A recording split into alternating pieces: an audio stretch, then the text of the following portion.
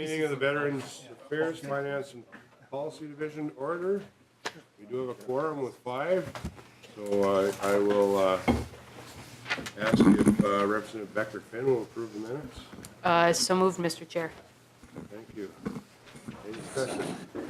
All in favor, say aye. Aye. Thank you. I should know better than that.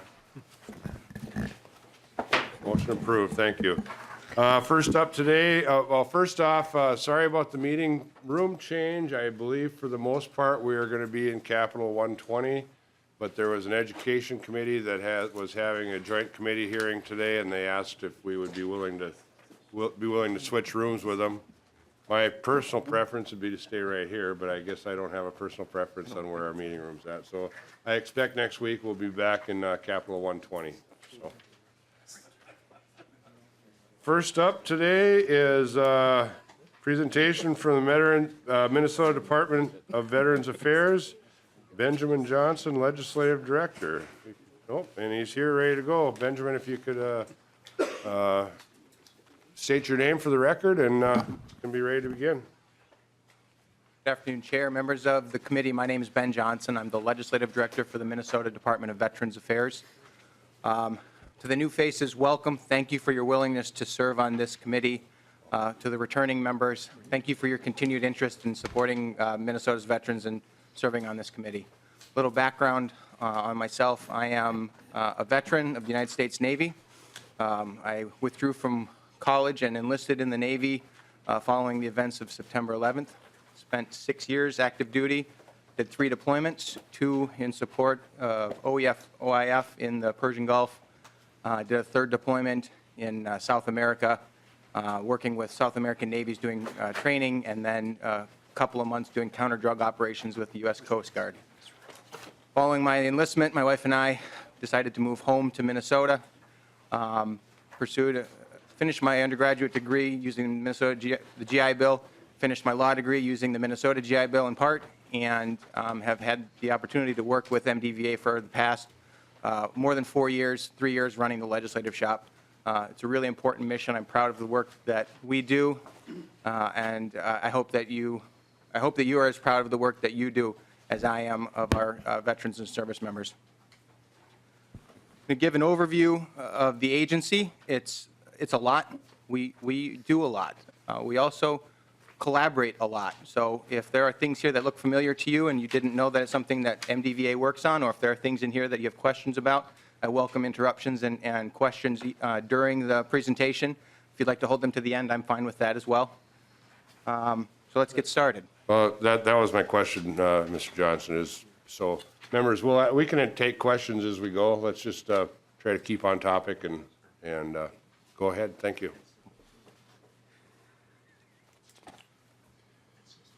So a quick preview of what we'll be covering today. The agency itself is divided into programs and services and healthcare. The last slide before questions is the new state veterans home, so a quick update on those.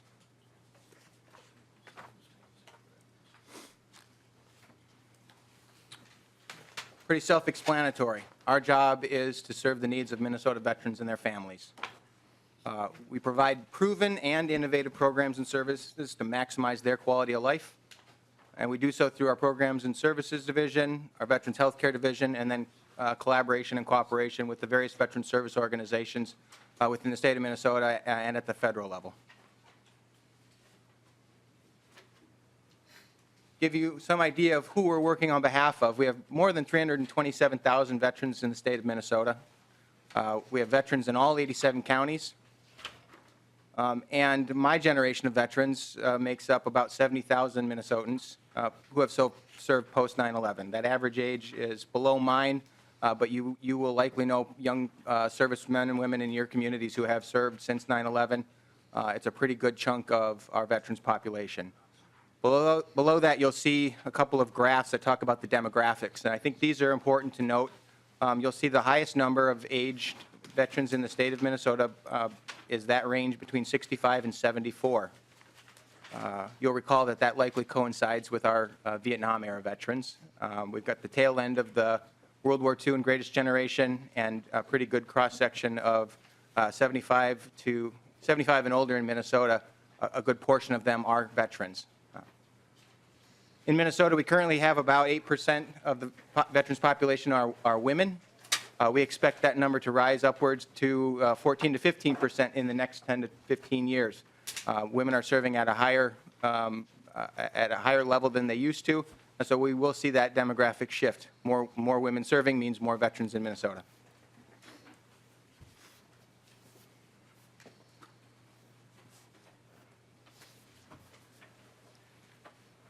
So in terms of headcount and employees, our programs and services division is smaller than our healthcare division, simply by virtue of the healthcare side being 24-hour, 7-day-a-week operations. But that does not mean to suggest that the programs and services is any less valuable or any less present in the state of Minnesota. Programs and Services administers programs to meet the needs of eligible veterans, their dependents, and survivors. I'm going to give you a quick overview of what we're looking at and then go through piece by piece.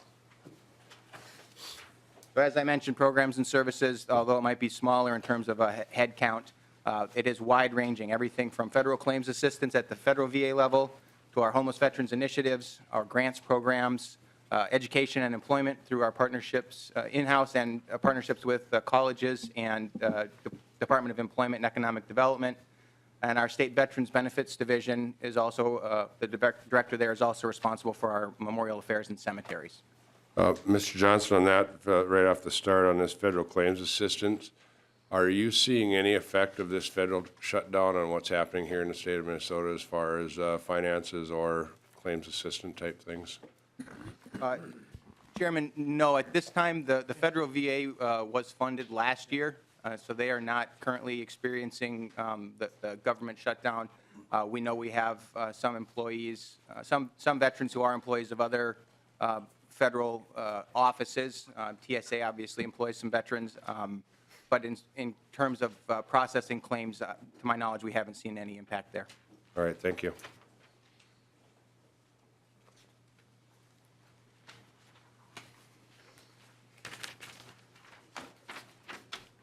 So our claims offices are located at the Whipple Building in St. Paul, right by the International Airport, and we have another in Fargo.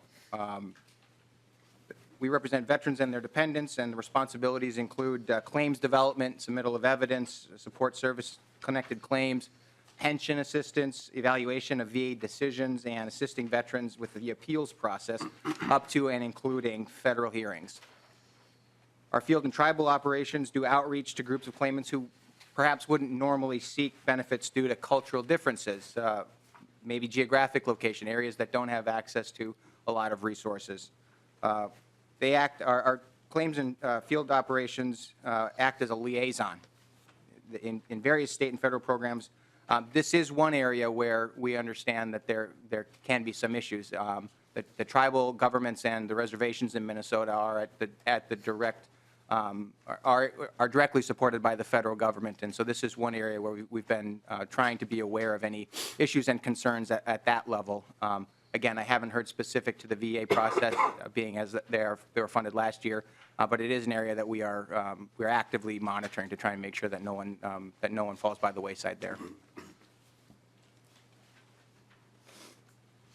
Our SSAP, or State Soldiers Assistance Program, is one of our earliest programs. It includes shelter and utilities, optical and dental benefits, cash grants where necessary, education benefits, and special needs grants. This is one that you may have heard of. The special needs grant is a program. It's a one-time use for any veteran in the state of Minnesota who is facing some significant change in circumstance. The example that I give frequently is not everyone has $4,000 or $5,000 laying around to replace a hot water heater or a central air system. In Minnesota, you lose your heating in January and you don't have money in the bank to remedy that situation. It can quickly spiral into an issue where you're running out of funds quickly and having to make some tough decisions. So MDVA has the Special Needs Grant Program. We work with our partners at the County Veteran Service level to develop grant applications. Again, this is a one-time request for funding, but it is in those cases where there is something serious that has gone on and the veteran has no other alternatives. We want to make sure that we can help them deal with whatever that significant issue is. No less important are the dental and optical benefits. These are for low-income or limited asset veterans an opportunity to get dental care taken care of, the annual checkups, or in the case of a veteran who has gone too far without the annual checkups, they might need dentures. And so we have a program that we work with our partners in the community, providing vouchers to have an extraction done and then the purchase of dentures for veterans. The optical is what it sounds like, glasses. Not every veteran has access to funds to have their eye exams done or to purchase glasses, and this is an opportunity to help them in that regard. LinkVet is our nation-leading program providing information on veterans benefits. It's staffed 7 days a week, including some evening hours. This is a primary point of contact for someone who may not have access to their county veteran service officer in the immediacy of an issue. They can call 188-LinkVet. And another phone number that I would like to get on the record is the Veterans Crisis Line. This is the number for the crisis line is 1-800-273-8255 and press 1. It's a confidential crisis line through the federal VA for veterans considering or contemplating suicide, or for family members or friends who might see a veteran exhibiting behaviors that are concerning.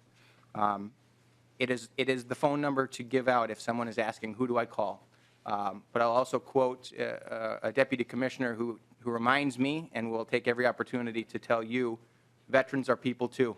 If there's an emergency and you can't get a hold of someone at the VA or the county veteran service officer, 911 works just as well to make sure that that veteran has a response on the way. So let's not forget the resources that are in place that apply to all citizens of the state.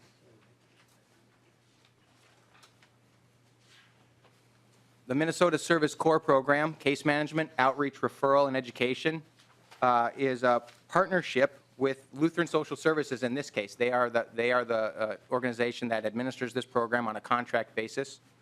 They receive funding from MDVA and provide counseling, family counseling, financial counseling, addiction and mental health counseling, disability services, and in-home counseling.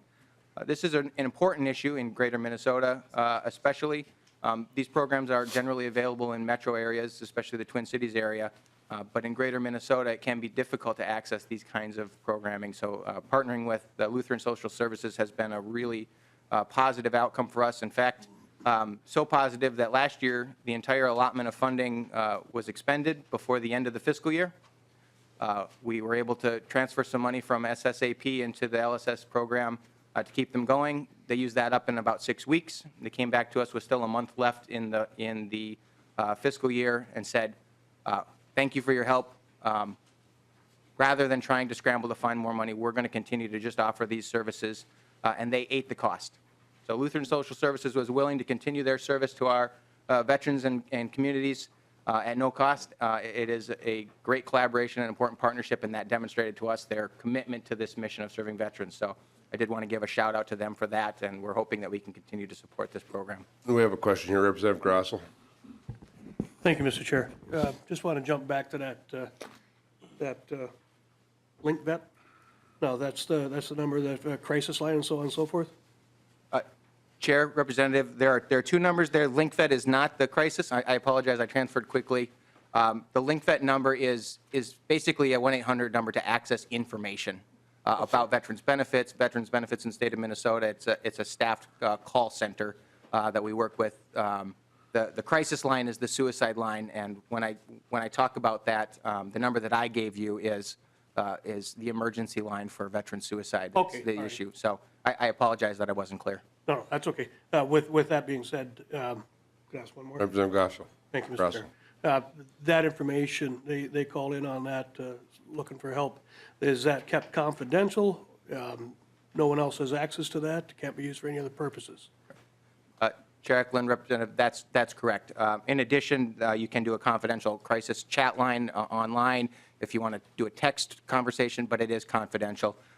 That's certainly a concern of, actually, the active duty members sometimes think this is really going to impact my career if I reach out to somebody for help for mental health issues. That's not the case, but it is the perspective of a lot of veterans. And it is also a concern of veterans that it might impact their health care provision. And our concern is always getting them on the phone with someone to talk through their options. And if confidentiality is what is necessary, then absolutely. Okay, thank you. Thank you, Mr. Chair.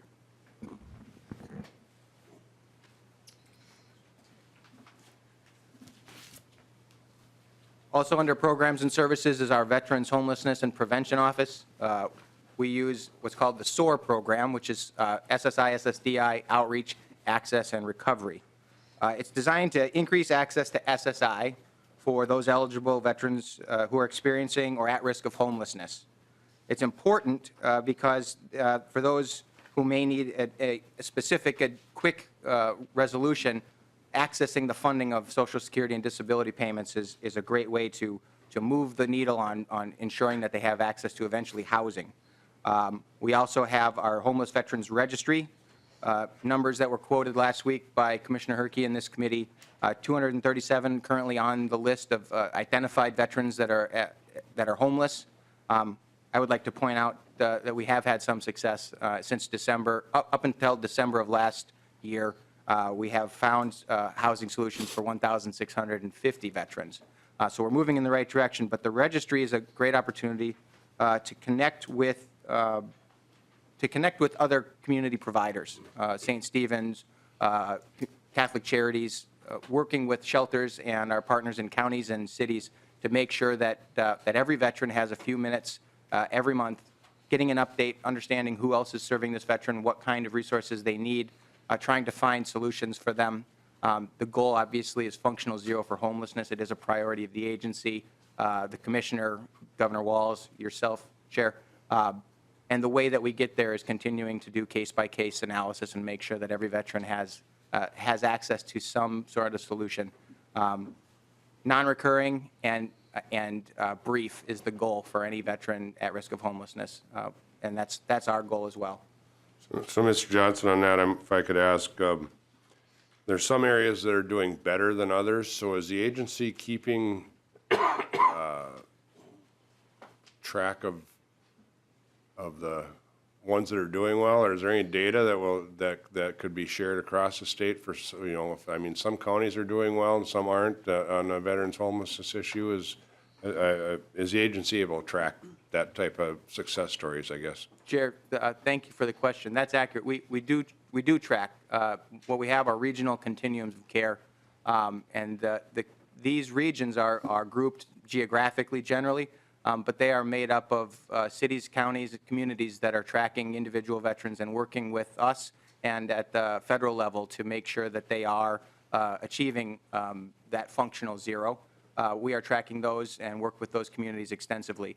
The challenges that are present in the metro, the reason that there are veterans that are still homeless in the 7-county metro area, well, there's a wide variety of issues. Primary among them are lack of access to affordable housing, a pretty low vacancy rate. The other challenge is accessing caseworkers to make sure that veterans that are still on this list who have issues with mental health, chemical dependency, substance abuse, or others, chronic unemployment, those sorts of things. Those are the hardest to place simply by virtue of not being able to have a case manager. So a lot of rental properties may be hesitant to rent to somebody if they don't have a phone number they can call at 2 a.m. on a Saturday morning and say, this veteran's causing issues and he's not responsive to me. How do we get there? So, but we're working to develop those sorts of solutions and continue to move the needle as best we can. We are also working with our partners with the veteran service organizations, those that make up the Commander's Task Force. They have a very large presence in the metro area, and so identifying things that work and partnering with those in greater Minnesota to address this issue is something that we're working very diligently on. Thank you.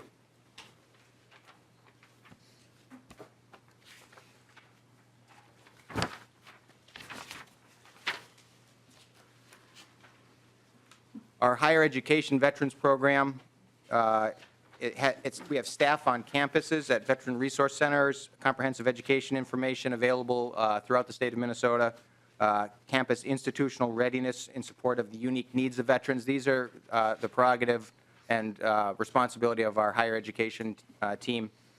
In addition to that, through the Minnesota Higher Education, Minnesota Department of Veterans Affairs Higher Education team also works with OJT and apprenticeship. These are areas that we understand not all veterans want to come back and do a standard 4-year degree.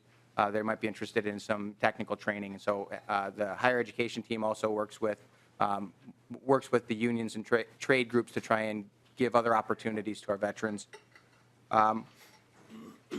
We're really proud of the Minnesota GI Bill. Most of you are familiar with some of the federal funding that's available, federal GI Bill benefits that veterans earn.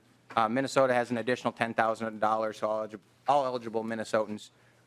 This is basically a last dollar in program and allows us to help a veteran get through, in some cases, their last semester of higher education, or if they need funding to take a licensing exam, the Minnesota GI Bill can be utilized for that, a nursing license or something like that.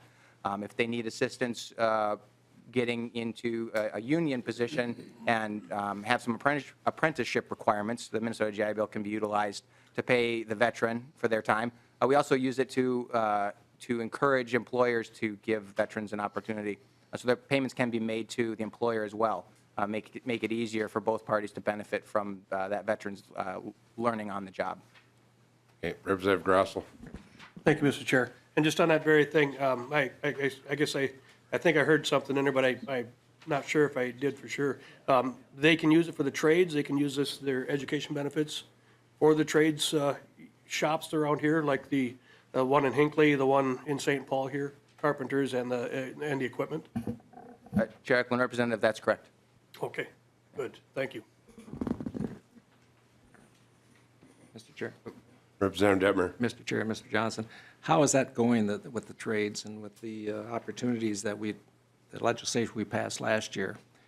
Are veterans taking advantage of it? Chair Eklund, Representative Detmer, yes, I don't have the hard data yet. It hasn't been a full cycle. But anecdotally, we've seen a lot of people accessing that. We're also developing internally, we're developing our technology to better handle and process those sorts of applications to make sure that anyone who's interested in pursuing a career in the trades, that it's an easy process for them and for their employer, their OJT team. So once we've got a full year under the belt, I will be happy to bring more detailed information about access and usage. Yeah, just to follow up, Mr. Yep. Chair, that would be Representative good, Mr. Johnson, that would be good. We could get that information out to the county service officers too, and they could get some information out to our veterans population also. And one thing along that line, Mr. Johnson, is I know some of our community colleges in northern Minnesota have been doing some work on some CDL stuff for truck drivers. We're tremendously short of truck drivers throughout the industry, but especially in our timber-intensive areas in northern Minnesota. So maybe if we started talking about to the veteran services officers about those programs and start partnering with the community colleges too, because there's a lot of small programs going on across the state that maybe some of our veterans could take advantage of. Chair, I appreciate that. I'll make sure that we have additional information on those kinds of programs and we're doing the right outreach to the right people. Thank you.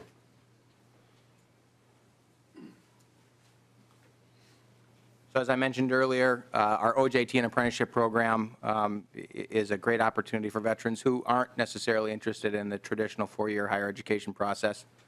The other two under our education employment team, the state approving agency and then our Veterans Preference Act is veterans have preference in some areas of employment through state, county, and some local areas.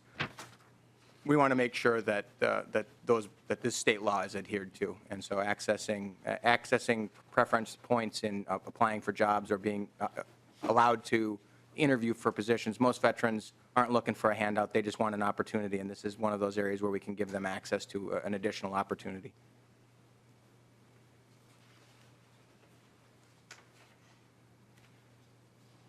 Finally, under programs and services, excuse me, I got one more.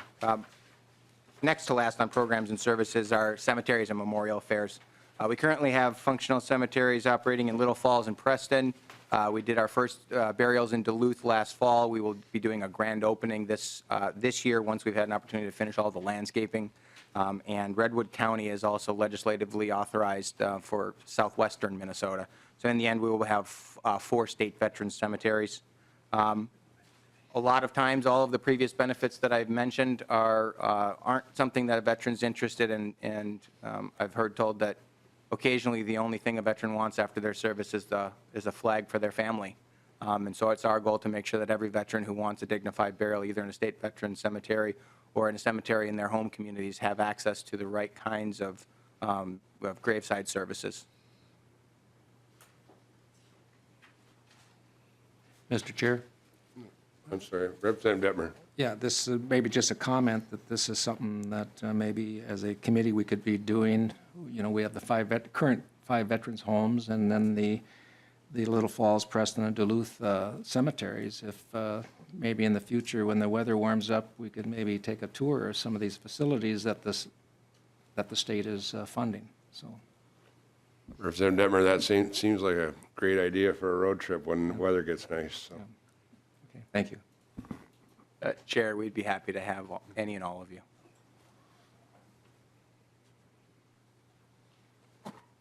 Now, our grants program, these are limited to broad picture here, veteran service organizations, CVSOs, MACV, and our SOT grants. I'll highlight a few of these. The CVSOs receive grants. Every county has a CVSO, and they are our boots on the ground. They are county employees. They're not state employees. But we work extensively with them, help them with training. We do coverage when CVSOs need to take leave for health reasons or finding a new opportunity. MDVA can staff those offices. We do a lot of training with the CVSOs. And the grants are another way of making sure that the state is supporting the activities of county veteran service officers. Minnesota Assistance Council for Veterans is a group that we work with extensively on homeless veterans initiatives. They are located in various communities in the state of Minnesota, and I understand it'll be something that this committee will be hearing more about in coming weeks, so I'll leave that one alone. Finally, the Support Our Troops grants.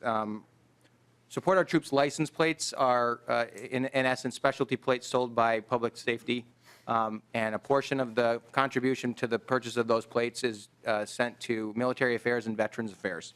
A couple of years ago, MDVA sought and received permission from the legislature to run grants programs so that the money coming in from the SOT license plates can be used to give grants to organizations and foundations whose goal is supporting and improving the lives of veterans.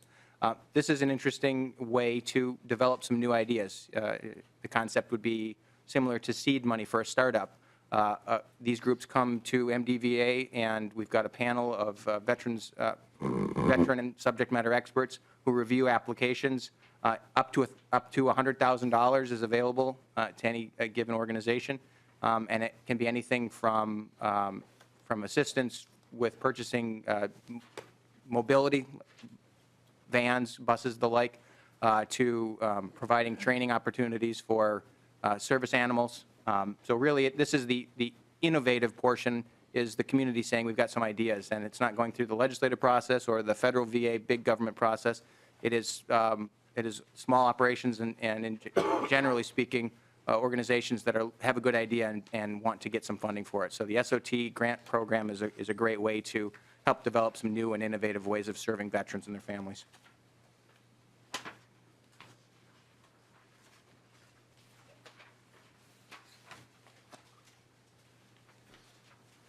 So as Representative Detmer alluded to, we currently have 5 state veterans homes. 4 of them are skilled nursing facilities located in Fergus Falls, Silver Bay, Laverne, and Minneapolis.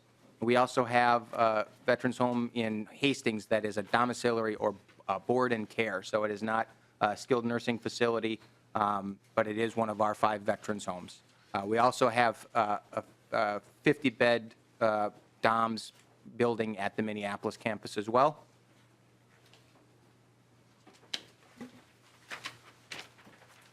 This is a slide that talks a little bit about an earlier slide. I had a slide up at the beginning that talked about the demographics in the state of Minnesota and our veterans population. These are some key findings on aging in Minnesota, generally speaking. So this slide is a year and a half old, but the numbers hold true. The number of Minnesotans generally turning 65 in this decade will be greater than the past 4 decades combined. The number of quote-unquote older adults, those identified as 65 and older, again, this is not my definition, this is just a way to convey what we're talking about. That number is expected to double in the next 10 years. So by then, more than 20% of Minnesotans will be an older adult, which is the entire baby boom generation. I mentioned earlier that our greatest generation is passing away, and we don't have as many World War II veterans left, but that baby boom generation and those who served in Vietnam, that number is increasing, and it is a significant portion of what we will be dealing with. Our biggest challenge, as far as we can see, is the ability to secure the services of qualified caregivers. Because of these aging Minnesotans numbers, MDVA and our skilled nursing facilities are going to continue to be squeezed.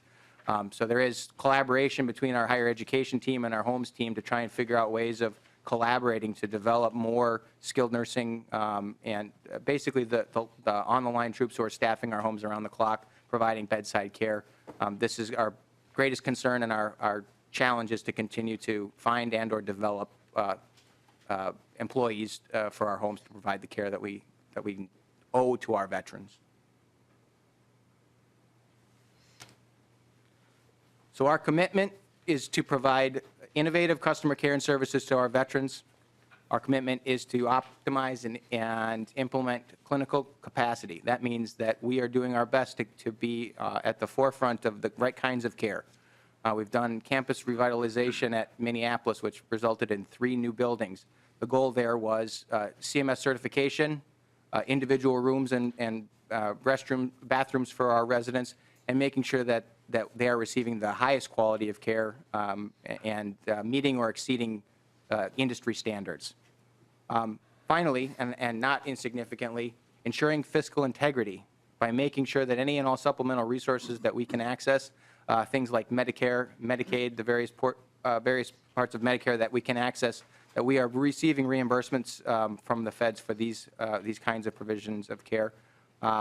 We are our veterans' primary care provider, so we also partner with the VA to make sure that the veteran residents are receiving care through the VA for specialty programs.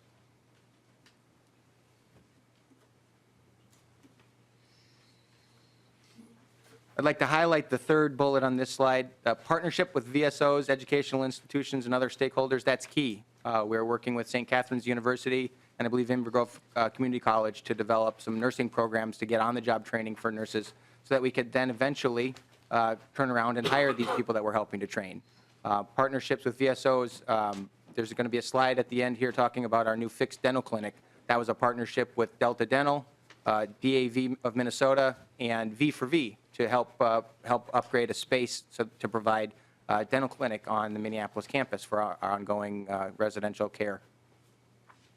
Mr. Johnson, on that note, and I think Representative Grosso could probably attest to this from where he's from, currently any of our health facilities in greater Minnesota is having a tremendously tough time retaining RNs, but I don't even think that's the key to this whole thing. I think the key to this whole thing is going to be the backbone, and that is making sure that we have the CNAs available to run these operations, because they do the backbone of the work. And currently in International Falls, where I'm from, the nursing home, the hospital are running ads continuously for CNAs, plus the nursing home is doing continuous training for CNAs. So I think that's a real concern that we're going to have to take a look at, and how we're going to staff these new facilities. Chair, absolutely. And I would add that I think it's also an opportunity in talking about all the things that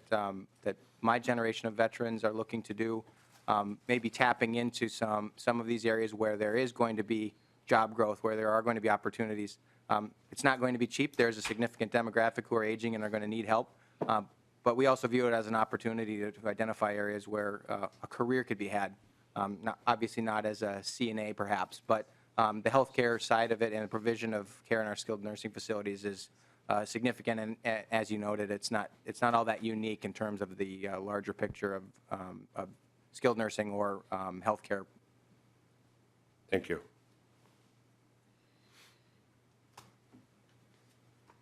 Just a quick cross-section of the kind of services that we provide. You'll note the primary care, we have staff on hand, both physicians and nurse practitioners. We are 24/7. Fifth bullet down on the left is the adult daycare. This is a unique program at the Minneapolis campus, one of only 3, I think, in the nation. And really what it is it is a drop-off and an opportunity for respite for veterans who are still living at home, receiving care from their spouses. The Minneapolis Adult Daycare Center is a place where they can be dropped off so that the caregiver at home can go do some grocery shopping, or maybe go to the library or get a cup of coffee for themselves. Our goal is to keep veterans in their homes for as long as possible. The least restrictive environment is our goal. So the Minneapolis Adult Day Center is one of those places where we can continue to support veterans in the community who aren't residents. I was asked a question in the Senate on this about spouses being able to access adult daycare who may not be the veteran. They're eligible as well. We don't get any sort of reimbursement from the federal VA for the spouse of a caregiver. So for a minor amount payment, a veteran could drop their spouse if the veteran is the primary caregiver and the spouse is the one who would need to come in. And the adult daycare center is an interesting model in that we don't provide direct medical care, but we can help with the distribution of medication or help with bathing, which is not always an easy task, meals, and really just an opportunity to get them out of the house and provide them some entertainment, whether it be just an opportunity to chat with other veterans so that they can get out of the home. Sometimes that is all that they're looking for. So we're really proud of that program. Our biggest challenge is the daily census. We'd like to get as many people aware of it as we can, and so simply put, we can take more. We'd like to see more. Representative Detmer. Yeah, thank you, Mr. Chair. And Mr. Johnson, does this also apply, say, if a veteran is living with a son or daughter, do they still qualify for this program? Chair Eklund, Representative, absolutely. Okay. Go ahead. I guess I'll open it. Any specific questions on this list of services that we do provide? Anything catch your eye or anything you'd like to hear more about specifically here? Otherwise, I can move on. Mr. Chair. Oh, Mr. Chair. Representative Detmer. Yeah, Mr. Johnson, I know you mentioned the dental program that we started at the Minneapolis home. Could you maybe just share a little more with the committee here and how that came to be? It's a one of a kind. So, and I think this is something that maybe we're looking at for some of the other veterans' homes also. Absolutely. Chair Eklund, Representative Detmer, the fixed dental clinic at the Minneapolis campus is actually located in a Building 6, which is one of our historic buildings. There was identified a need for a fixed dental clinic. Typically, we do mobile dental care.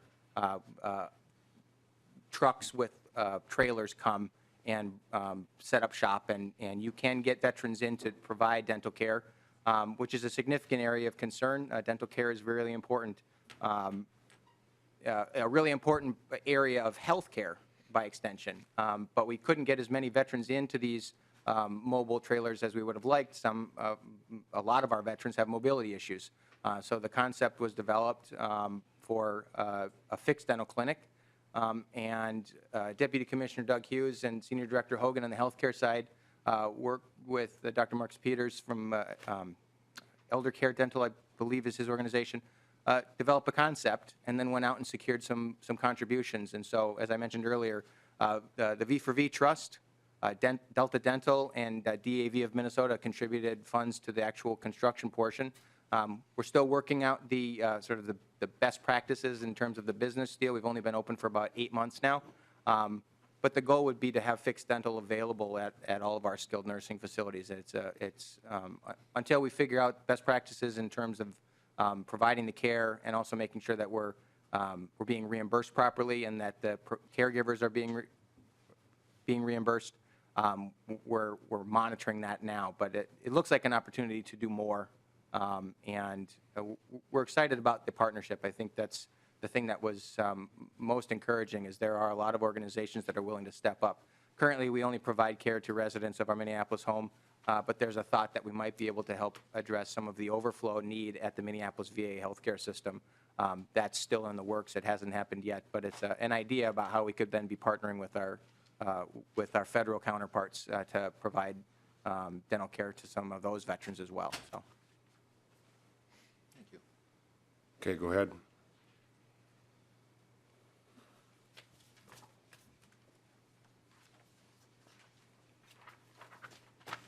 So we have annual surveys from various organizations, including Department of Health from Minnesota, the federal VA, and we also do some of our own where we do outreach and figure out where can we improve. Continuous improvement is something that is significant to our healthcare team, and so these are some areas where we have received best-in-class ratings.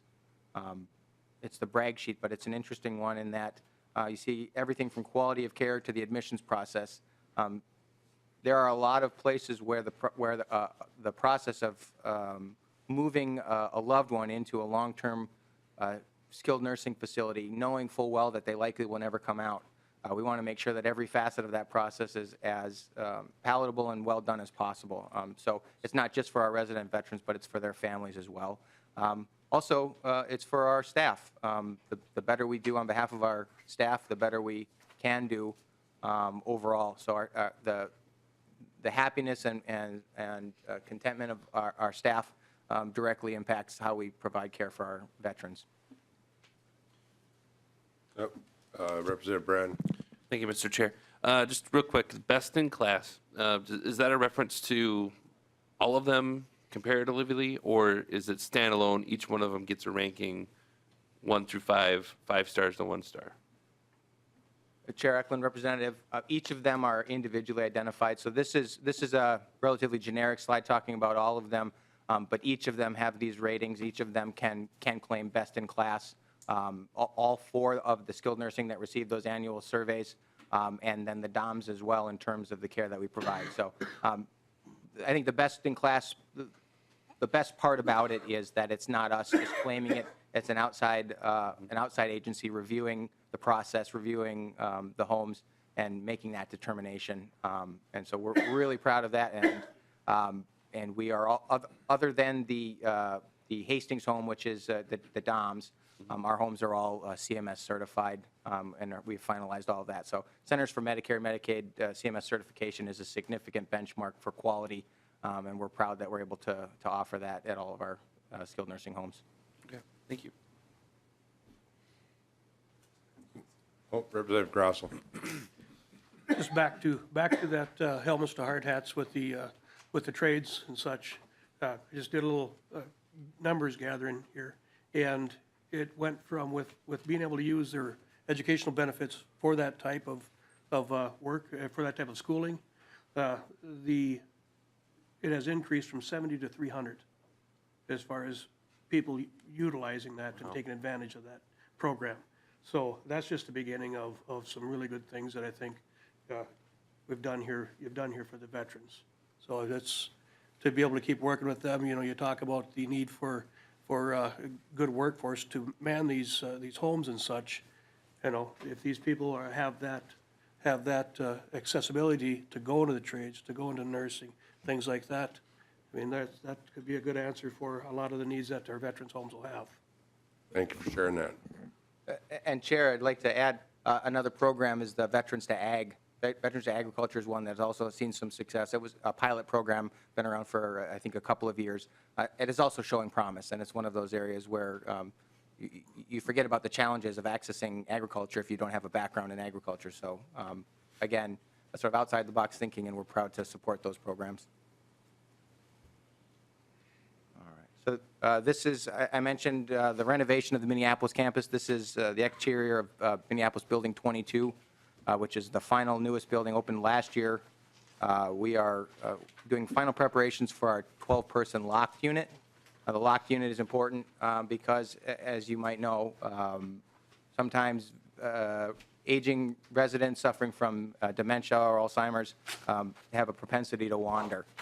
So the locked unit allows us to provide a safe and secure environment for them. It's not as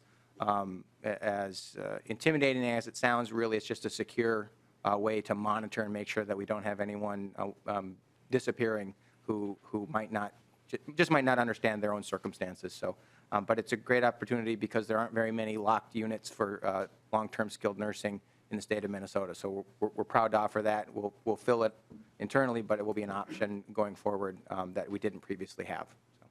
So on that, Mr. Johnson, on that lock unit, and this is probably being a former county commissioner question, if a veteran is placed on a 24-hour hold by a county, would that lock unit be available to them rather than them being transported to wherever we have to transport people in this system, which doesn't work, but that's a topic for another committee. The quick answer is no. This would be specifically for residents of the facility, and it has to do with the clinical diagnosis as opposed to being a place to hold. But I am aware of that challenge, and we have spoken a lot with our counterparts at the Minneapolis VAs and at the counties about mental health issues and veterans, and how do we move forward to try and have some resolution there. So, Okay, thank you.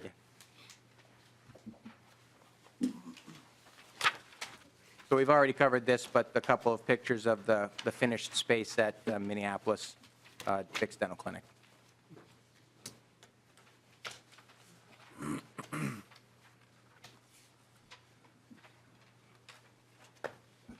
Final slide has to do with the new state veterans homes. So during the 2018 session, the legislature passed and Governor Dayton signed an omnibus capital investment bill that included $32 million for 3 new state veterans homes in the state of Minnesota. Those are the amounts that were allocated. I will tell you that all 3 of these communities have worked hard to raise their own funding as well, so that the total amount available is significantly more than the 32 that will be used to submit federal applications. The goal at this point is to get the applications submitted the first or second week of April. And for those who are not familiar with this process, we are seeking as a state a 65% match from the federal VA state home construction program for the cost of building these new facilities. I'd like to give a nod, with your permission, Chair. Representative Miller was instrumental and really important advocate for the home in Montevideo, Minnesota. And we're really proud of the work that Montevideo has done to get themselves ready to submit a federal application to the point of really exceeding the ask in terms of local contributions. And they had answers to questions I didn't even know I had. So congratulations to that group out there, and well done. The second portion of this slide was the good news that we received last year during the middle of session that I think was instrumental again in getting some of this federal funding approved. Year over year, the VA's budget for state home construction was anywhere between 75 and 90 million, which is not a significant amount of money when you consider that one brand new facility can run anywhere from 40 to 60 million dollars. What they did was increase the annual amount from 90 to 110. And then the VA received an additional $2 billion in infrastructure funding, of which $575 million was made available for the construction grants for the state homes program. The goal was to eliminate the waiting list of projects that had been submitted to the federal office. We are waiting. I think February is the last word I had, that we will have an idea of how many of the 47 projects that were on the list through last year have been funded. Once that list is released, then we'll understand where our applications for the state of Minnesota will fall on the federal list for funding. Again, it hinges entirely on where these projects, the 3 projects will be 3 distinct applications. Where they fall on that federal list is where we can expect to receive funding. We were encouraged to hear from the director of that federal program that she expects that list to be the majority of those projects to receive funding, and so that the state of Minnesota would be in a good position to receive the federal match to allow us to move forward. So Our commitment to the governor is that these applications will be ready to submit so that when the federal VA makes their determinations that we will have done our part to be ready to go.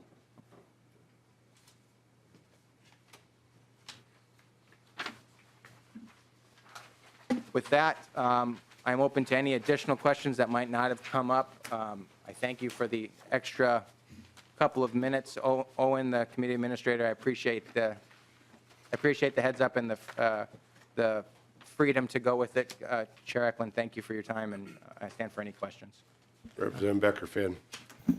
Thank you, Mr. Chair. And I was wondering if you could talk a little bit. I know it's touched on in various areas, but are there any specific programs dealing with addressing suicide and also the ramifications for the families when that does happen, if there are specific programs addressing that? Chair Eklund, Representative, there are. Veteran suicide sort of generally falls under the oversight of the federal VA. I heard from Director Patrick Kelly this morning talking about, I think they've nearly doubled the amount of providers they have specifically to address mental health and veteran suicide at the Minneapolis VA. There are a plethora of other organizations that are working on behalf of addressing this. It really is it's a crisis. It's a community crisis, and it's contrary to what a lot of people think. Veteran suicide is not just veterans returning from the battlefield today. It really stretches back all the way to the Korean War era veterans. All generation of veterans are dealing with it, and it's a crisis that does impact more than just the veteran. It is their family. So there are community resources available. The challenge is trying to find the right fit and make sure that answers are there when the questions are asked, rather than trying to deal with something after the fact. So, Representative Becker-Finn. So to follow up with that, I just, you know, a lot of times when we see the overviews and we list the programs, you know, we kind of talk around this issue. And so, but I, you know, when I hear from folks in my district too, and it is a crisis, and I just want to make sure we're doing everything that we can, you know, instead of behavioral health addiction program, you know, and just being straight about the need to address this issue. So thanks for the answer. Representative Detmer. Yeah, thank you. Mr. Chair, if you could turn to page 9 in your books, you might want to, Mr. Johnson, share regarding the assistance programs, and how does a veteran know, and what if he qualifies for some of these benefits? You know, what does he have to provide? Maybe there's people on the committee here that are not familiar with how veterans do get their assistance and so forth and benefits. But what do they have to do to prove that they qualify for these benefits? Chair Eklund, Representative Detmer, I appreciate the question. The easiest way to understand what you are eligible for as a service member is to bring a copy of your discharge paperwork to your county veteran service officer. They are, as I mentioned earlier, we call them the boots on the ground. Yeah. We want to make sure that every veteran who either comes home to Minnesota, moves to Minnesota, has family here, have access to an understanding of what veterans programs and benefits might be available. CVSOs are in a great position to do that. You can walk in, you can call them, you can email. They are the clearinghouse of information. Legislators are another good place to go. We hope that your constituents know, especially those of you on this committee, that you can find the answers, that you have the support of the Minnesota legislature and the House of Representatives, some great researchers and some great staff who can help you determine what they might be eligible for. I'll illustrate a comment that I heard. One of the challenges is with CVSOs is they have a limited amount of money as county employees. Asking a CVSO to do more advertising, for instance, purchase a billboard for 3 months of, hey, call your CVSO, come talk to me about what benefits you've earned. If he has $1,000 to help someone have a mental health evaluation or $1,000 to do a billboard, it's a challenging position to put that CVSO in, and frankly, they're always going to fall in the category of we're going to help with this mental health evaluation. So the other challenge, I think, is not all veterans want the government knowing anything about their service or having anything to do with them.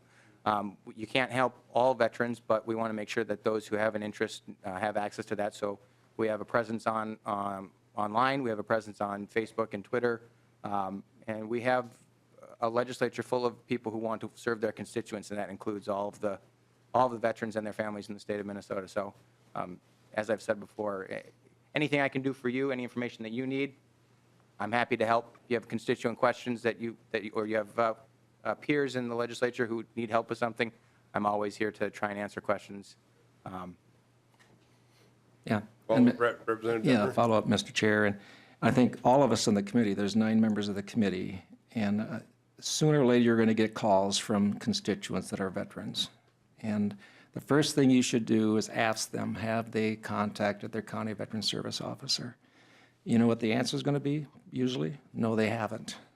And what you should have next to you is the list of the county veteran service officers by county, and just give them the name and the phone number of these people, and that's usually all they want it from us as legislators, for the most part. And we do have research people on the committee here that can help us out. Mr. Johnson and the commissioner, they're always, and staff that you have, they're always available to help us as legislators to get the answers out to our constituents. So this is a great, again, a great committee to serve on. And I have one last question. Representative Dettmer? Last year, the legislative report, auditor report, found that the Department of Veterans Affairs did not comply with the Administrative Procedure Act in terms of establishing guidelines for governing the adult daycare center and central pharmacy.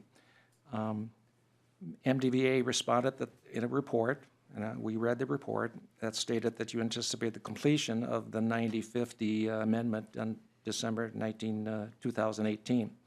Has that rule been accomplished? And if not, if you can't answer that, Ryan, you can get back to the committee on that. Chair Eklund, Representative Dettmer, yes, the draft of the 9050, which is the rules that have to do with our veterans healthcare side, have been submitted to the reviser, came back with questions, and we're working on responses to those questions. So yes, the initial drafting went well. We are on pace to get it approved. The reviser had some clarifications that they're seeking, and we're working on addressing those. Thank you. Yeah, thank you, Mr. Chair. So our county veteran service officers do a great job. Is there, does your agency provide them a punch list, or not really a punch list, but a list for dealing with issues? I mean, I know the county I'm from, the CVSO is great, but they're not all created equal either. So is there something that they can work off of that's provided by your agency? Chair, absolutely. So our team down at the Whipple Building also do a good chunk of the annual training requirements to keep the CVSOs certified and up to speed on what's going on at the federal level. So within that training program, we provide assistance. But the Minnesota Association of County Veteran Service Officers also has an internal training team to make sure that the right information is getting out consistently to all CVSOs. An interesting component, you could liken it to forum shopping, but you're not obligated to see the CVSO in your county. Not all county veteran service officers are created equal, as you might be well aware. But you can go to any CVSO you would like to help process a claim or talk about your concerns. They are all there to help veterans no matter where they're residents. So. Okay, thank you. Representative Purcell. Real quick, I just wonder perhaps, and going to your Representative Dettmer's question there, that and including the tribal veteran service officers and have their phone handy, could we get a list of the county veteran service officers and tribal veteran service officers and to us, and then I would offer, following up Representative Dettmer, that maybe we'd provide it to all our members in the House. Mr. Johnson, if you provide that to the committee and then we could get it passed around, I'd appreciate that. Absolutely. Thank you. Representative. Mr. Chair, Mr. Johnson, I apologize, I was a little late. Come in, I had a meeting that went a little longer than expected, but I don't know if you already covered this, but I'm just curious, is there information on where, geographic, wise, many of our veterans are, located? And I asked that, cause I'm just curious, I realize that we have a lot of facilities here, that are in big cities, and I just want to know how has accessibility been an issue for a lot of our veterans? Chair Eklund, Representative, we have breakdowns. We delivered a copy of our annual report to the House mailboxes, and that includes a breakdown by county on the number of veterans, the number of federal funds coming back to serving those veterans. In terms of basic demographics, the veterans population mirrors the population at large. A significant portion of our veterans live in the 7-county metro area. Some of our highest concentration counties for veterans are Ramsey County, Hennepin County, Dakota County, Anoka County. So we do have a significant concentration of veterans in the Twin Cities metro area, as well as some of our larger communities in greater Minnesota. Thank you, Mr. Johnson. I don't want to shortchange the next presentation, but members, this is a great group, and if you have any questions, you can get a hold of Mr. Johnson or others, and he'll direct you to the right staff people to get in touch. So thank you for the presentation. You're welcome. Thank you.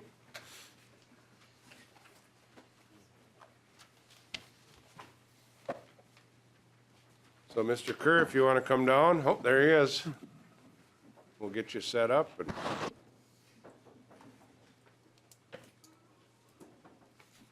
And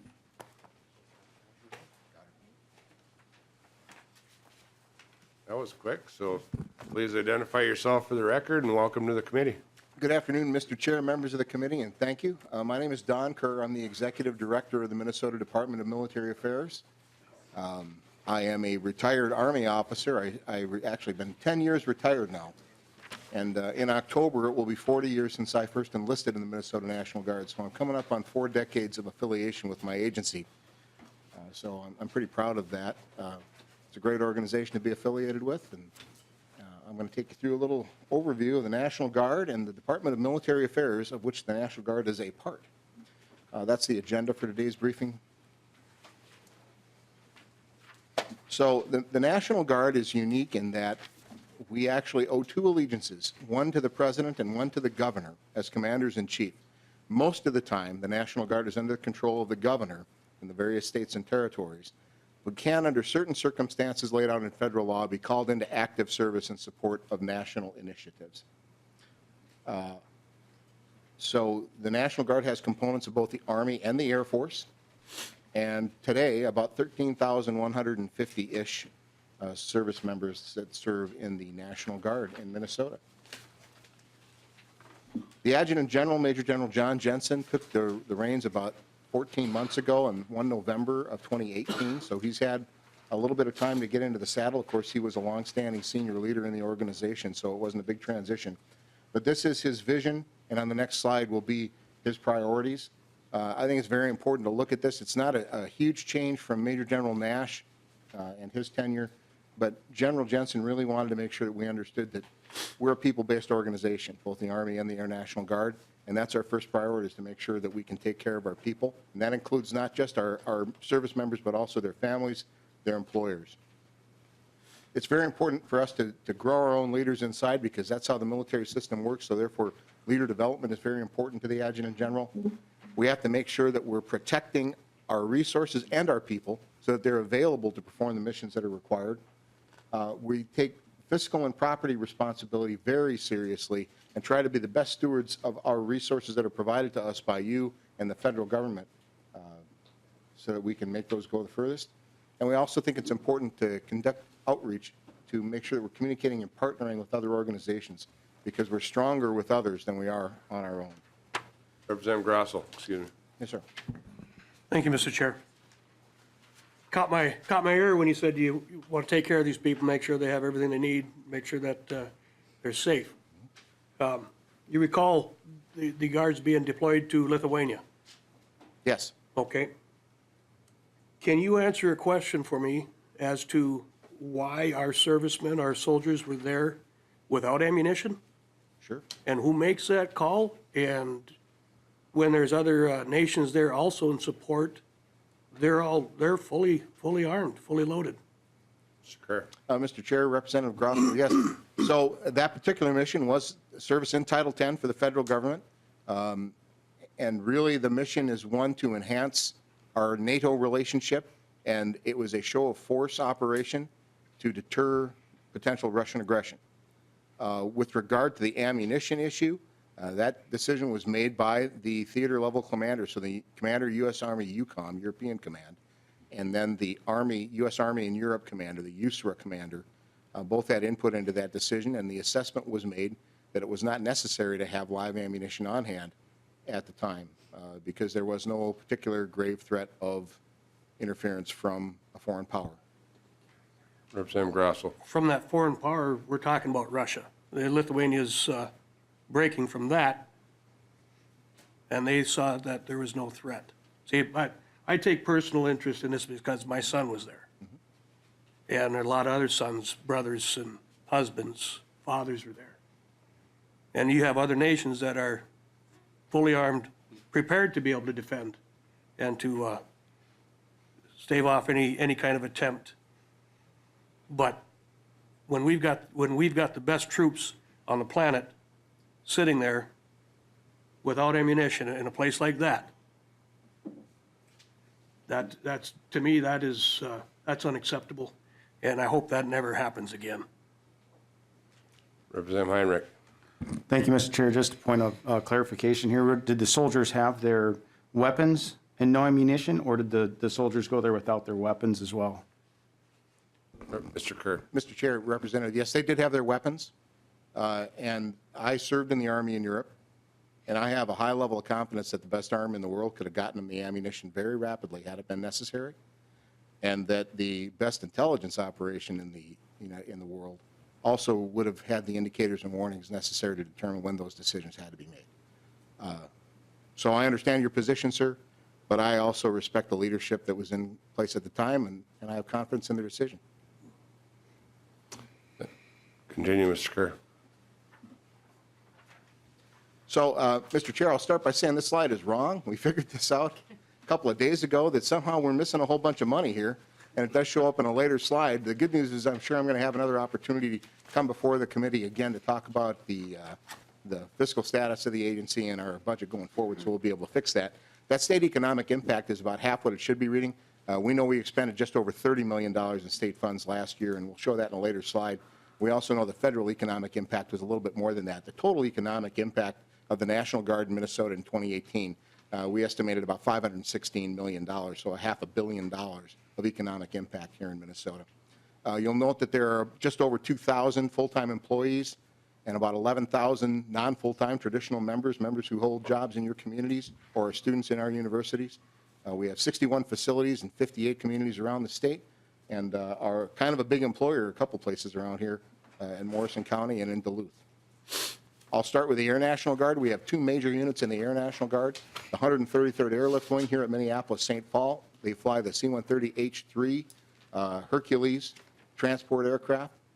There's a mirror wing there that's in the Air Force Reserve, the 934th Air Force Reserve Wing. Looks just like the 133rd for all intents and purposes, so you'll see about twice as many airplanes as belong to us.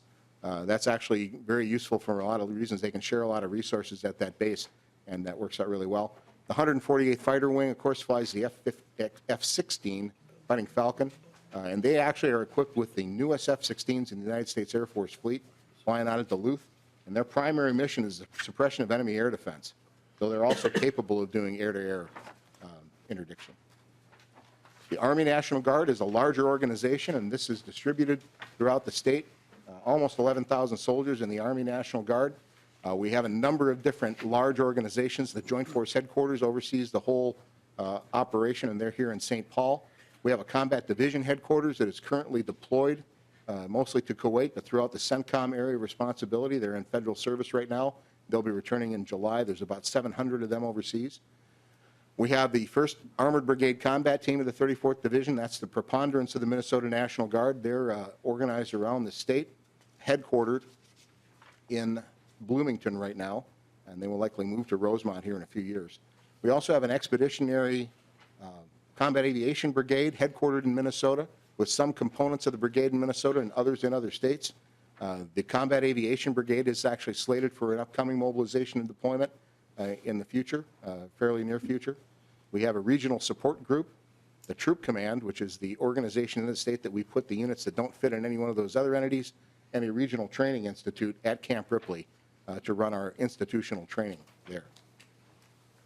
Camp Ripley is a hidden gem in Minnesota, a 53,000-acre training facility that we're very fond of. We can do nearly everything we need to do to conduct military training. The only thing we can't do right now is drop bombs. And we have other places we can do that. Not a big deal. All of the ground maneuver training that we have to do, we're capable of doing it at Camp Ripley. And the installation is also used by many other state agencies doing very important training very economically for the taxpayers of Minnesota. Representative Detmer. Yeah, thank you, Mr. Chair. And Mr. Kerr, on page 9 that we're on, I'm sure nobody drove that truck in the pond. That must be a training exercise. Am I correct? Well, Mr. Chair and Representative Detmer, I guarantee you I can find 100 people that would drive that truck into that pond. But you are correct. That was placed there specifically to do training on vehicle recovery operations, because soldiers do actually do things like that. Yeah, that's an old deuce. That's an old deuce and a half, It's isn't an it? old deuce and a half, that's right. Okay. You can continue, thank you. Economic impact at Camp Ripley, $72 million. And I think we'll move on to the next slide. So our statewide presence, as mentioned previously, 61 facilities located in 58 communities around the state. We do believe that this number will shrink slightly as we're looking at some of our older facilities and some of the demographics in Minnesota. We've identified there's going to be a requirement to contract some of our basing. It's going to be pretty incremental, though, and shouldn't be a big deal. But it is still an important resource in many of those smaller communities that the communities really appreciate. Representative Miller. Thank you, Mr. Chair. While we're on that subject, not that you have this prepared to the detail, but can you let us know in the future what priorities there are in determining which, like the mindset behind what's going to be, choose to be open, which is going to be closed and stuff like that? That would be good stuff to have in the future. Maybe you're going to do that anyway, but that's something I would like to see at the appropriate time. Thank you. Mr. Kirk. Mr. Chair, Representative Miller, actually, we do have the data. It's not part of this briefing today, but I'd be happy to come to the committee and present at some future time what our long-range plan is. We have a plan going out 30 years of where we think we need to make investments and where we need to divest of our facilities. Thank you.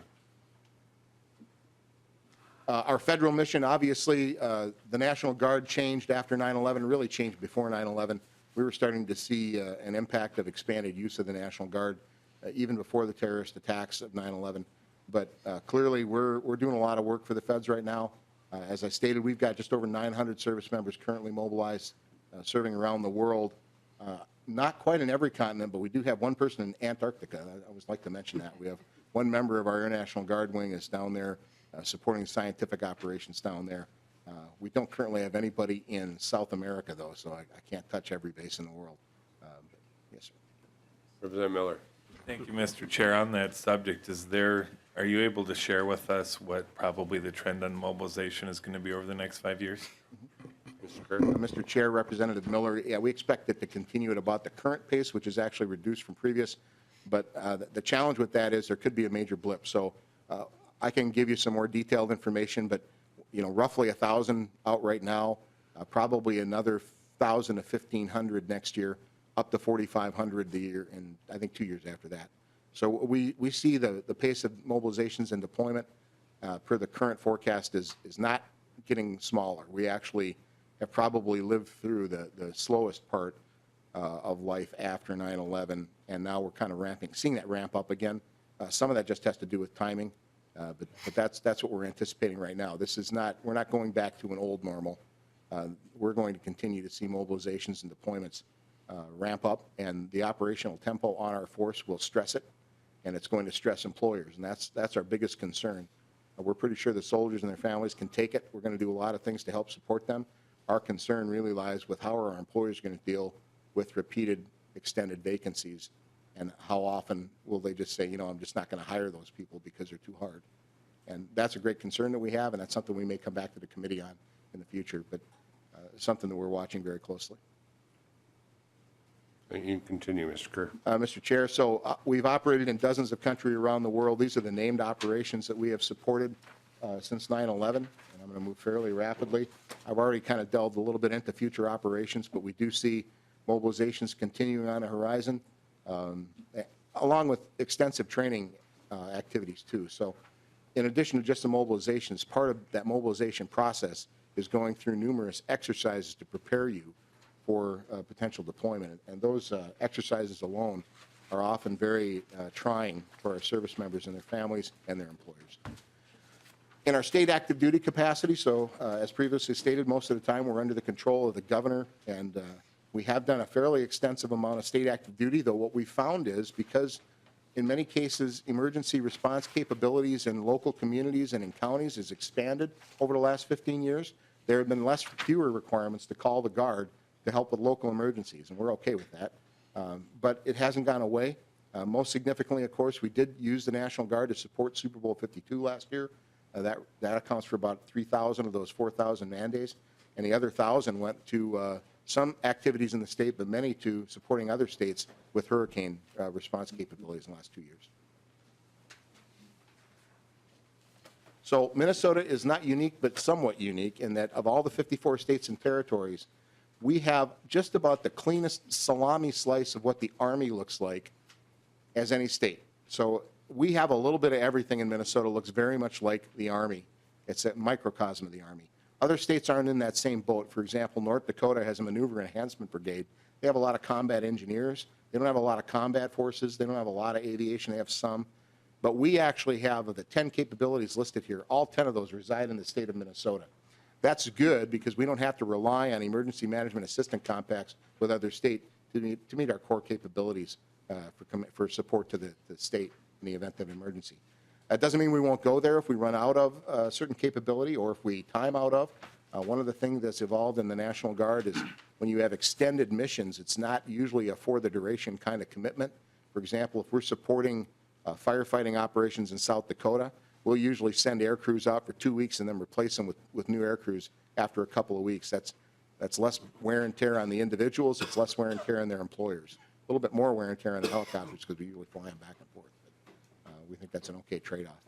Oops, went the wrong way. Domestic operations, we have some capabilities that are somewhat unique.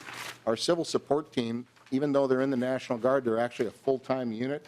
They are combined Army and air activity, and their purpose is to assist local authorities in identifying and responding to chemical, nuclear, and biological threats. So they are at the call of local emergency management officials. So if somebody gets a white powder complaint, and these are the guys that put on the big suits and go in and figure out what it was.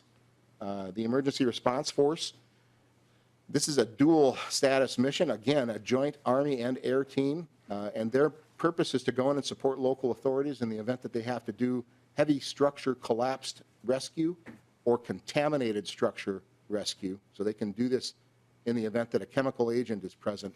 They can put on their suits and go in and help rescue people from those circumstances without making anything worse.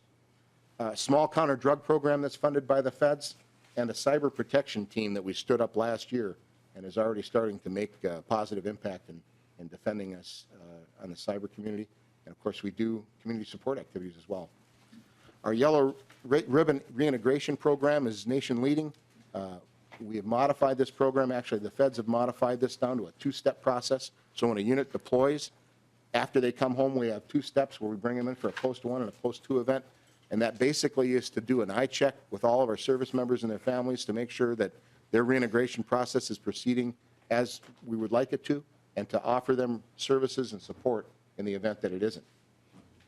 In addition to that, we're still doing family preparation academies. So before a deployment, we're bringing family members in along with their service members to talk about the types of things that they might run into on a deployment and help them make arrangements in advance so that those don't become problems for them during the deployment. And then for soldiers who have not deployed before, or even for those who have, we also do an initial soldier preparation prior to deployment. Our Yellow Ribbon Networks are our community outreach activities that we reach out to the local communities, and we kind of have a framework identified so that local communities can sign up and play within this framework to help assist service members and veterans in most cases in their communities. And as of January of 2019, 90 yellow ribbon networks across Minnesota and 65 yellow ribbon companies have been identified. We're big into education, and one of the things that we probably will talk to you a little bit about later is what we've been able to do with the resources that did come to the state. About half of the resources that come to us in the general fund get rolled right into the state tuition reimbursement program, and what that does is it pays people's tuition that are going to college. So joining the National Guard is truly a good way to get an education because we will pay for your education. And I'll preempt this a little bit. It's not just baccalaureates and master's programs. It also does any of the trades, any accredited university or college in Minnesota, or outside Minnesota for that matter, as long as they're accredited, technical, community, or other, that tuition is reimbursable. Starbase is actually a federally funded program that we support on 2 of our installations, both here in Minneapolis and up in Duluth. That generally reaches out to underserved communities. It gives them an immersion to science, technology, engineering, and math, 1-week program in each of those grades. More than 50,000 students have participated in that since 1993. We have the longest officially recognized partnership in the Department of Defense with Norway. This will be the 46th exchange, kicking off next month, where approximately 100 U.S. soldiers fly to Norway and approximately 100 Norwegian service members fly back this way, and we conduct training in each other's countries for a couple of weeks, have some cultural activities. Our state partner in the European Command is Croatia. We have assisted them moving from a new fledgling state coming out of the former Yugoslav Republic into a full NATO member and a member of the European Union, and we're very proud of that. And we've actually deployed in units with the Croatians to Afghanistan to combat for extended periods. A little bit of an overview of the Department of Military Affairs. So to color code this for you, the purple boxes indicate joint organizations. Green mean Army, blue mean air, and gray mean generally civilian. So you see the state agency component of the department is over there, and we basically provide support to the National Guard using state resources so that they can meet their federal mission. To give you an idea of the staffing level, each one of those little icons replicates 100 people. So about 300 state employees, and the 11,000 are indicated over there on the right-hand side. And then you can see the Army and Air full-timers that support that much. This is the one that's got the correct numbers on it. Last year, about $30 million in state funding. Through a federal cooperative agreement, that is, the state provides services to the federal government like security guards at military installations, and the federal government reimburses 100% of the cost of that activity. So they're state employees paid out of the state general fund, but the feds reimburse the state general fund for those activities. And that is a $64 million enterprise annually here in Minnesota. And then there is a major amount of direct federal spending that comes to the National Guard for a total of $516 million last year. And Mr. Chair, that got me through my briefing, and I will stand for any questions. Well, thank you, Mr. Gurdon. We have about 5 minutes left in the committee, so Representative Detmer and then Representative Brand. Okay, thank you, Mr. Chair. And Mr. Kerr, how's the enlistment numbers? How are we doing out there with the Air National Guard and also the National Guard? Mr. Chair, Representative Detmer, so the Air Force typically caps the number of enlistments that they allow, and so we're supposed to be at 100%. We're at about 104.5, which they tolerate, but they're not happy about, but we keep pushing back on that. On the Army side, it's a little bit of a different story. For the last 3 years, the Army and the Army National Guard nationwide have missed their enlistment numbers. The Minnesota National Guard has made their numbers for the last 10 years, and that has allowed us then to expand a little bit. And so right now, the Minnesota Army National Guard is running at about 118 or 119% of its strength, and that's really useful because what that means is when we have to send out 100% contingent, we have an extra 18 or 20 people to pick from in case somebody has a problem. So it's much easier to fill those deployments when we're over strength. The downside of that is it causes us to, our full-time manning is based not on the number of assigned, but the number that we're authorized. So our full-timers have to work harder, they have to take care of extra people, but we think it's a good trade-off in the end. Thank you. Thank you. Representative Brand. Thank you, Mr. Chair. On that $516 million in total economic impact, is that per year? That was last year. It varies year to year, sir, but we run the numbers every year, and a lot of it depends on how much construction we're doing. And also, last year was a big year. As mentioned, the trip to Lithuania, there were a lot of dollars spent in Minnesota because we rail loaded a battalion's worth of stuff, which is a lot, from here to the port of, I think, Beaumont, and then it went over to Lithuania and came off the ship and went back on and came back. Kind of interesting. Thank you. Representative Miller. Just a quick comment, Mr. Chair. Anyone that has not gone up to, maybe everyone here has been to Camp Ripley. I've not been to every training base in the U.S. I've been to many. And I mean with total sincerity that when I was up there this summer, Camp Ripley is probably one of the best facilities that I've seen. And you guys should be very proud of that whole complex. And that's something that the state needs to take some pride in. We have a great training facility up there. Thank you. Any other questions? Well, I'll just have one, Mr. Kerr, thank you for the presentation. And one comment, for those of you that haven't had the National Guard called out to your committee, our community. I was board chair when we had the flood in Coochin County, and the governor called out the National Guard. They're amazing. They're absolutely amazing. They came in because we had people that could fill sandbags. We didn't have people that could put them out. And it's amazing. We can be proud of what our Guard did up there. So anyway, that's my comment on what you guys do. Thank you. Thank you, Mr. Chair and members. Members, we're just about done here. Next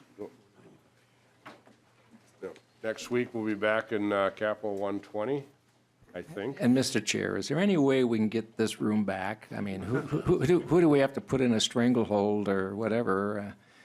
I know some wrestling moves we could probably do, but in terms of the size of our committee, this room is more appropriate for this committee. So.